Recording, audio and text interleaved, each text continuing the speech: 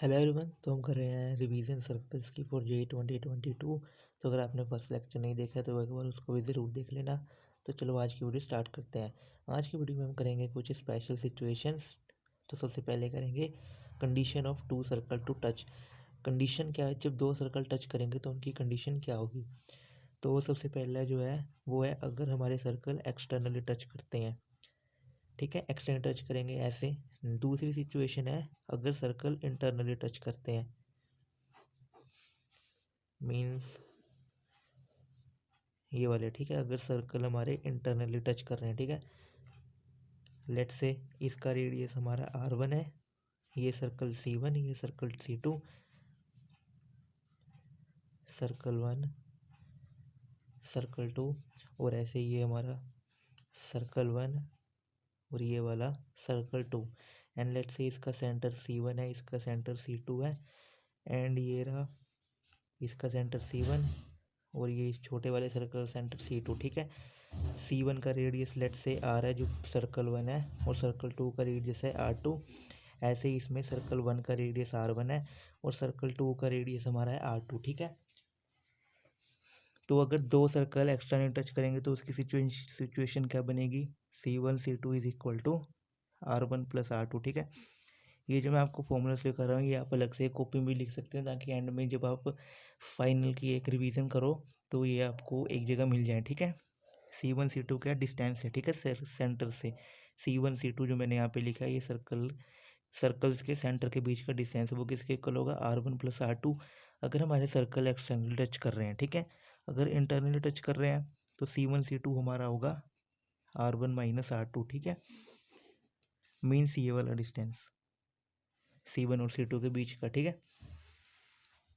अब इसमें ये एक स्पेशल सिचुएशन है, वो है कि अगर हमारे सर्कल इंटरसेक्ट करें, ठीक है, अगर हमारे सर्कल इंटरसेक्ट करें, ये कुछ सिचुएशन है हमारी, ये हमारा है सर्कल नंबर 1 और ये रहा हमारा सर्कल नंबर 2।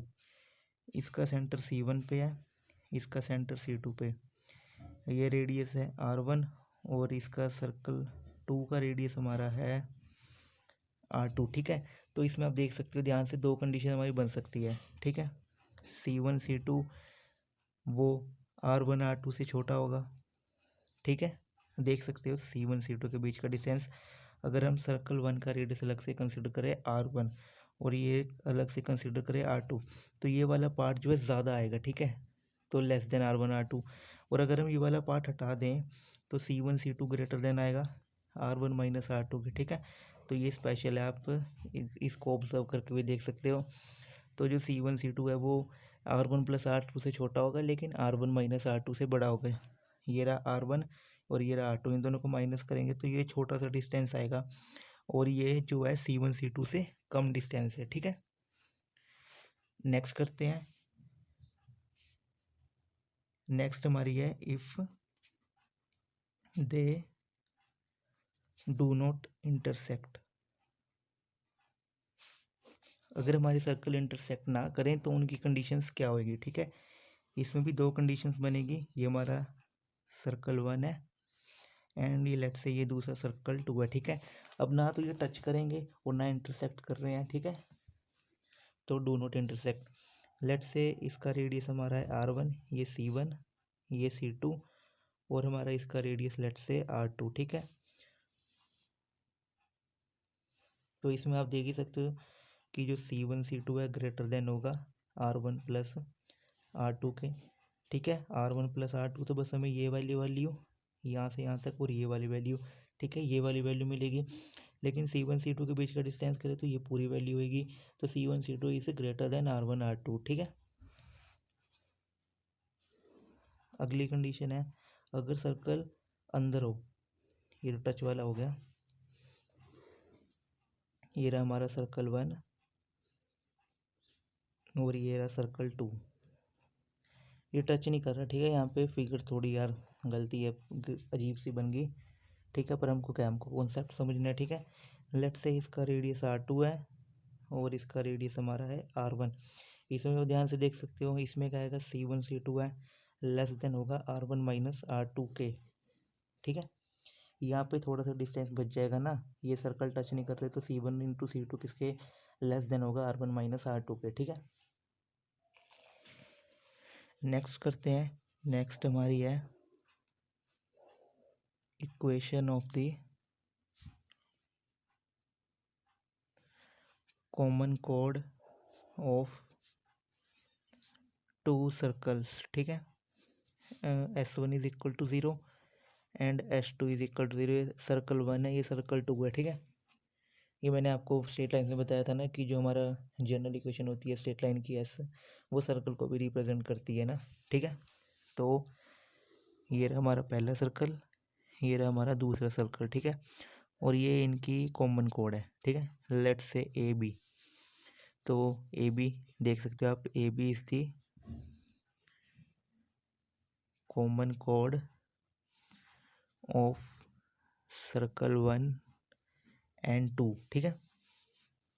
लेट्स से ये इसका सेंटर C1 है और ये इसका सेंटर है C2, और ये रहा हमारा रेडियस R1, और इस C पॉइंट से ये हमने यहाँ पे परपेंडिकुलर ड्रॉप किया जिसकी लेंथ लेट्स से P1 है, ठीक है। तो जो इसकी इक्वेशन आएगी वो हमें लिखनी है। अब ये हमारा सर्कल है S1, ये हमारा सर्कल है S2, ठीक है। अब हमें ये जो कॉमन कोड बनी है इनकी AB, इसकी इक्वेशन लिखनी है, ठीक है। तो इसकी इक्वेशन लिखने से पहले आपको सबसे पहले चेक करना होगा कि जो सर्कल S1 S2 है उनके जो कोफिशिएंट है x² and y² coefficients must be unity और इक्वल टू 1, ठीक है। तो अगर वो कोफिशिएंट 1 के इक्वल है देयरफॉर तो जो इक्वेशन होएगी कॉमन कोड की वो हमारी हो जाएगी S1 - S2 = 0, ठीक है।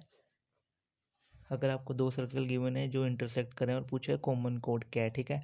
पर ध्यान दे देख लेना कि जो x² और y² के कोफिशिएंट है सर्कल्स की इक्वेशन में वो 1 होने चाहिए। अगर वो 1 नहीं है, ठीक है, तो आपको डिवाइड करना पड़ेगा 4 से, फिर आप उसको 1 में कन्वर्ट कर लेना कोफिशिएंट को, और फिर इक्वेशन की हो जाएगी कॉमन कोड की S1 - S2 सिंपल, ठीक है। याद रखना इसको। ऑल्सो एक और रिजल्ट जो आपको याद रखना है, लेंथ ऑफ परपेंडिकुलर, जो ये परपेंडिकुलर डाला है हमने P1, इसकी जो लेंथ होती है वो होती है 2 टाइम्स रूट R1² - P1², या फिर 2 टाइम्स रूट R2²। ये गलत हो गया, ये परपेंडिकुलर की लेंथ नहीं है, ये हमारी लेंथ है कॉमन कोड की, ठीक है। ये हमारी लेंथ है कॉमन कोड की, लेंथ ऑफ कॉमन कोड ये है, ठीक है। वो मैंने परपेंडिकुलर डिस्टेंस तो आप निकाल ही सकते हो यार। अगर आपको ये लाइन की जो इक्वेशन अगर मिल जाए, ये हमारा पॉइंट हो, तो ये परपेंडिकुलर डिस्टेंस आप निकाल ही सकते हो। मैंने आपको इसका फॉर्मूला बता ही रखा है। तो वो लेंथ या फिर ये सेंटर से आप पाइथागोरस लगा के निकाल लो यार, निकाल ही सकते हो, ये तो बड़ा सिंपल है। P1 जो है यहाँ पे वो C1 से परपेंडिकुलर डिस्टेंस है, P2 जो हमारा है वो C2 से परपेंडिकुलर डिस्टेंस है, ठीक है। और P1 P2 की वैल्यू या क्वेश्चन में गिवन होगी, आप निकाल सकते हो, बड़ा सिंपल सा ही है, ठीक है। नेक्स्ट करते हैं, नेक्स्ट हमने करना है पॉइंट पोजीशन ऑफ पॉइंट। इसमें दिक्कत तो नहीं है ना कोई, ठीक है। अगर हो तो मेरे को बता देना एक बार, ये P1 P2 कैसे निकालना है यार, ये तो आपको पता होगा, जस्ट आपने प्लस में क्वेश्चन किए होंगे, ये फॉर्मूला तो यूज़ किया ही होगा। तो ये आप परपेंडिकुलर डिस्टेंस अगर कोई दिक्कत है तो मेरे को एक बार बता देना, मैं इस पर भी आपको एक क्वेश्चन करके दिखा दूंगा, ठीक है। कब करते हैं position of point with respect to circle, ठीक है। सर्कल के रिस्पेक्ट में जो पॉइंट है, पॉइंट की पोजीशन क्या होगी। लेट्स से ये हमारा रहा सर्कल S = 0, ये इसका सेंटर C1। अब मैंने P पॉइंट लिया जिसके कोऑर्डिनेट x, y है। अब मेरे को पता करना है कि ये जो P पॉइंट है ये सर्कल के ऊपर लाई कर रहा है, ठीक है, या ये सर्कल के अंदर लाई कर रहा है, या ये P पॉइंट सर्कल के बाहर लाई कर रहा है। तो 3 कंडीशंस बन सकती है, ठीक है।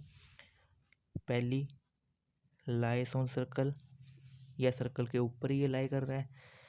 दूसरी कंडीशन बन सकती है सर्कल के अंदर है। तीसरी कंडीशन बन सकती है सर्कल के बाहर है। ठीक है, तो वो हम कैसे चेक करेंगे? सिंपली आपको जो सर्कल की इक्वेशन तो गिवन होगी, और लेट्स से इसके सेंटर के कोऑर्डिनेट्स a, b है। ठीक है, तो सर्कल की स्टैंडर्ड इक्वेशन जो मैंने आपको लास्ट लेक्चर में बताई थी, ठीक है, वो क्या होगी? x minus a whole square plus y minus b whole square is equal to r square. ठीक है, लास्ट में मैंने आपको यहाँ h कोमा के लिखा था, वो तो सेंटर यहाँ पे एज्यूम कर लिया कि a कोमा b है। ठीक है, तो ये तो आपको इसकी दिक्कत नहीं लेनी है, ये आपको क्वेश्चन में 100% गिवन होगी। ठीक है, ये आपको क्वेश्चन में गिवन होगी अगर पोजीशन ऑफ अ पॉइंट के रिस्पेक्ट में क्वेश्चन आया। ठीक है, तो ये इक्वेशन गिवन होगी। आपको सिंपली क्या करना है, इस पी पॉइंट को ना इस इक्वेशन में डाल देना है। ठीक है, इस पी पॉइंट को इस इक्वेशन में डाल देना है। ठीक है, तो उसके बाद अगर तो पी पॉइंट ये एस नेगेटिव आए लेस देन ज़ीरो, तो जो पॉइंट होगा वो हमारा सर्कल के अंदर होगा, और अगर ग्रेटर देन ज़ीरो आ गया तो हमारा जो पॉइंट होगा वो आउटसाइड होगा, और अगर इज इक्वल टू ज़ीरो आ गया तो मतलब लाइस ऑन सर्कल। ठीक है, पी पॉइंट को इसमें डालो।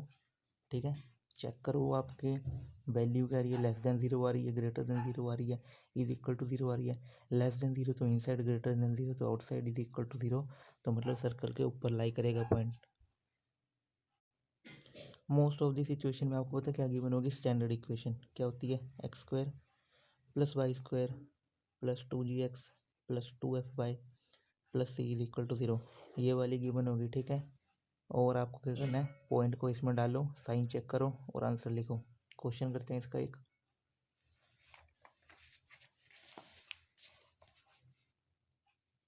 तो ये हमारा क्वेश्चन है if this join of x1 y1 and x2 y2 makes an obtuse angle with x3 y3 then find sign of this equation. ठीक है, तो अब ये इक्वेशन को देख के आपको याद आ गया, मैंने आपको लास्ट लेक्चर में बताया था कि अगर हमें डायमेट्रिकल एंड पता हो, लेट्स से x1 y1 और ये x2 y2, ठीक है, और हमें इसकी इक्वेशन लिखनी हो सर्कल की, तो वो क्या होती है?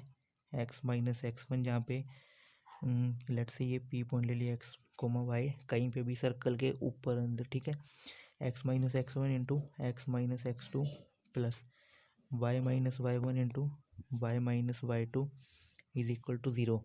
ये मैंने आपको लास्ट लेक्चर में बताया था अच्छी तरह। ठीक है, तो वही देख लो, इसका यूज़ आ गया ना, ये इक्वेशन दे रखी है हमें, तो ये कौन सी फॉर्म हो जाएगी? डायमेट्रिक फॉर्म हमें दे रखी है, तो इस लेट से ये p है, ये q है, तो p के कोऑर्डिनेट्स क्या हो जाएंगे? x1 y1, और इसके कोऑर्डिनेट हो जाएंगे x2 y2, और हमें कह रहा है कि जो p q पॉइंट हमें दे रखे हैं और जो q तीसरा पॉइंट है x3 y3, वो इन दोनों के साथ जोड़ के ऑब्ट्यूज एंगल बना रहा है। तो मेरे को एक बात का जवाब दो, अगर मैं कोई पॉइंट ए लेट करूँ x y, ठीक है, ये एंगल है, मैं इसको ज्वाइन करूँ तो ये एंगल 90 डिग्री के इक्वल होता है ना, एंगल इन सेमी सर्कल। ठीक है, और अगर मैं पॉइंट बाहर लूँ तो ये एंगल और छोटा हो जाएगा। ठीक है, 90 से छोटा रह जाएगा कुछ, और अगर मैं पॉइंट और दूर ले लूँ बाहर तो ये एंगल और छोटा हो जाएगा। ठीक है, तो इसका मतलब क्या है भाई, हमारा पॉइंट अंदर होगा क्योंकि वो ऑब्ट्यूज एंगल बना रहा है, तो ये हमारा पॉइंट कुछ यहाँ पे होगा। ठीक है, तभी एंगल जो है ऑब्ट्यूज बनेगा। ये रहा हमारा तीसरा पॉइंट जिसके कोऑर्डिनेट x3 y3 है। क्वेश्चन में भी यही कर रहा है, if the join of x1 y1 x2 y2 makes an obtuse angle with at x3 y3, तो इनको ज्वाइन किया। ठीक है, x3 y3 ये पॉइंट ऑब्ट्यूज एंगल बना। ठीक है, तो साइन बताना है, साइन बताना है। तो मैंने आपको क्या बताया था, अगर p पॉइंट इनसाइड होगा तो जो साइन क्या होता है, वो होता है लेस देन ज़ीरो, तो हमारा आंसर आ गया। सिंपल है ना, आंसर क्या आ गया कि हमारा पॉइंट अंदर है, तो इसलिए जो साइन होगा वो इसका नेगेटिव होगा। ये देख लो, अभी भी बताया था, अगर पॉइंट इनसाइड हो तो लेस देन ज़ीरो आता है साइन, और ये हमने अपनी सतबुद्धि यूज़ करके पता कर लिया था कि जो पॉइंट है वो अंदर होएगा, क्योंकि यहाँ पे अगर पॉइंट है ऑन दी सर्कल तो वो 90 डिग्री का एंगल बनाता है, और अगर मैं पॉइंट बाहर लूँ यहाँ पे तो इसको ज्वाइन करेंगे तो आप देख सकते हो ये एंगल जो है 90 डिग्री से छोटा बनेगा। तो इसका मतलब क्या है, बाहर तो होगा नहीं, अंदर लेंगे तभी ऑब्ट्यूस बनेगा, और अंदर वाले के लिए साइन क्या होगा, <<0। तो ये थी हमारी आज की वीडियो अच्छी लगी तो लाइक करना और चैनल को सब्सक्राइब ज़रूर करना। Thank you.